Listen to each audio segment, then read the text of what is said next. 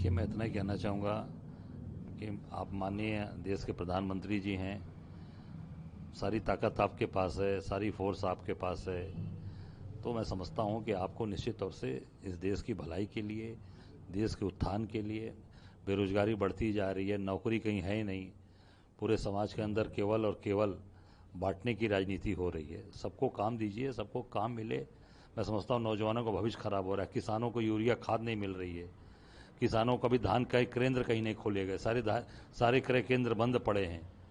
ये पूरी तरीके से सरकार डिफॉल्ट होती जा रही है। अब केवल चुनाव चुनाव चुनाव, कैसे चुनाव जीतो, ईवीएम से जीतो, खरीद कर जीतो, पैसे बांटो, साड़ी बांटो, सब तो काम किया, कोई काम छोड़ा? बनारस में कोई चीज़ छोड़ी? मैं समझता हूँ कि ये सारी चीज़ें मोदी जी को शोभा नहीं देती। उन सर्वशक्तिमान हैं भाई, उनके पास तो सारी ताकत है इस समय। तो सब देश का भला करें, देश को उन्नति पे ले चलें और बंटवारे की राजनीति बंद करें और केवल चुनाव जीतने के लिए देश के प्रधानमंत्री न बने। देश को काम दें, देश को सुरक्षित रखें और देश को एकजुटता के साथ खड़ा करें। अर्थव्यवस्था की बात होती है, 18 महीने से जो जीडीपी है वो निचले स्तर पर चल रही है, बहुत ही नीचे गिर गई है। देखिए, मैंने यही कहा ना कि प्रधानमंत्री जी को देश की आर्थिक व्यवस्था पे नहीं ध्यान देना है।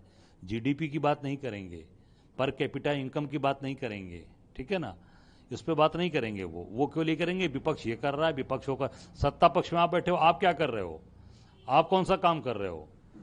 मोदी जी को सत्ता दिया है देश की जनता ने, तो मोदी जी को देश को आगे बढ़ाना चाहिए, मजबूत करना चाहिए, देश को रोजगार देना चाहिए और पर कैपिटा इनकम बढ़ाइए, जीडीपी को ठीक करिए। दिन प्रतिदिन जीडीपी हमारी गिरती जा रही है, उस पर बात नहीं करेंगे। मैं समझता हूं कि ये पूरी तरीके से ये सारी व्यवस्थाएं ध्वस्त हो चुकी हैं और उसके पूरे जिम्मेदार अगर कोई है तो देश के प्रधानमंत्री हैं। संबल हिंसा की बात है, एक डेलीगेशन जो है समाजवादी पार्टी का वो जाने को संबल निकला है, लेकिन जो सीनियर लीडर है माता प्रसाद पांडे समाजवादी पार्टी के, उनको डीएम ने कहा है कि आप नहीं जाइए और उनके घर के पास पुलिस लगाई गई है ताकि कोई डेलीगेशन। देखिए, अत्याचार अन्याय जहां हो रहा है सबको डट के खड़ा रहना चाहिए।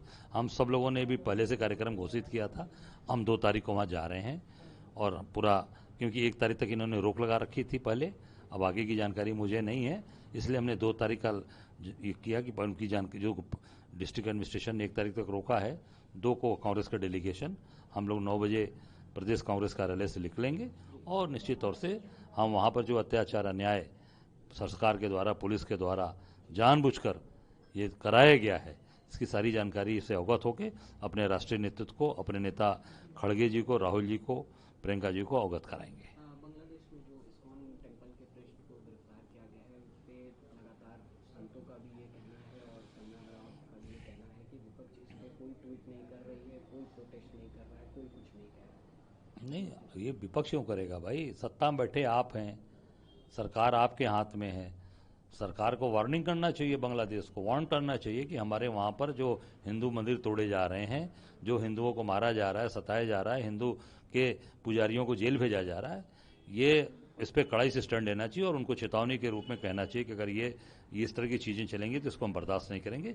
ये सरकार का काम है, ये विपक्ष का काम नहीं है, सत्ता का काम है। ये विपक्ष के ऊपर ये भी उड़ाया जा रहा है, विपक्ष के ऊपर ये भी मढ़ा जा रहा है।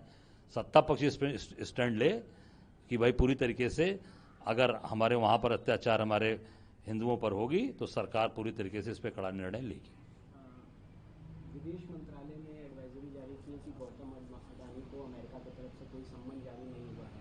क्या विदेश मंत्रालय अब अडानी और अंबानी को सेव कर रहा है? उनका कहना है कोई आधिकारिक। देखिए, ये तो पूरी सरकार ही जो है गौतम अडानी को सेव करने पर लगी है और गौतम अडानी जी को बचा रही है सरकार। पार्लियामेंट नहीं चलने दे रहे हैं गौतम अडानी जी, क्योंकि वो वही रूप है उनका, पर्दे के आगे के रूप जो पार्लियामेंट के अंदर बैठे हैं और पर्दे के पीछे अडानी जी काम कर रहे हैं। तो मैं समझता हूं कि पूरी सरकार अडानी के द्वारा पोषित सरकार चल रही है। दिल्ली में विधानसभा चुनाव में कांग्रेस की तरफ से ही कहा गया है कि वो आम आदमी पार्टी के साथ अलायंस में नहीं चुनाव लड़ेगी। देखिए, कांग्रेस मजबूती से आगे बढ़ रही है, निश्चित तौर से हम जो हमारे भाई साथी जो हमारे साथ मजबूती से खड़े हैं उनके साथ हम सब लोग खड़े रहेंगे और जो जो जो आज निर्णय वहाँ कांग्रेस ने लिया है, सीडब्ल्यूसी ने, वो अच्छा निर्णय लिया है, हम उसका स्वागत करते हैं। एक आखिरी सवाल, अमित जी, बनारस में वक्फ बोर्ड ने यूपी कॉलेज पर दावा किया है, उसको आप किस तरीके से देखते हैं? देखिए, ये मैं इतना ही कहना चाहूँगा ये जो पूरी तरीके से ये सरकार ये जो बड़ी बड़ी बात करके पुरानी चीज़ों को जो मैं समझता हूँ कि जो नया बनाने का काम कर रही है, या पुराने जो चीज़ों को खोदा जा रहा है या पुरानी चीज़ों को निकाला जा रहा है, इससे निश्चित तौर से समाज के अंदर एक भाईचारे की भावनाएं खत्म हो रही हैं, आपसी तनाव बन रहा है। आपसी अब यूपी कॉलेज इतनी बड़ी संस्था है, इतने महान वहाँ से कितने जजेस लोग बने, माननीय सर्वोच्च न्यायालय, हाई कोर्ट, कितने ब्यूरोक्रेट, कितने पॉलिटिकल लोग बने, कितने वैज्ञानिक बने। मैं समझता हूँ कि ये सरकार को निश्चित तौर से इन सब चीज़ों पर ध्यान देकर ये सब सॉर्ट आउट करना चाहिए।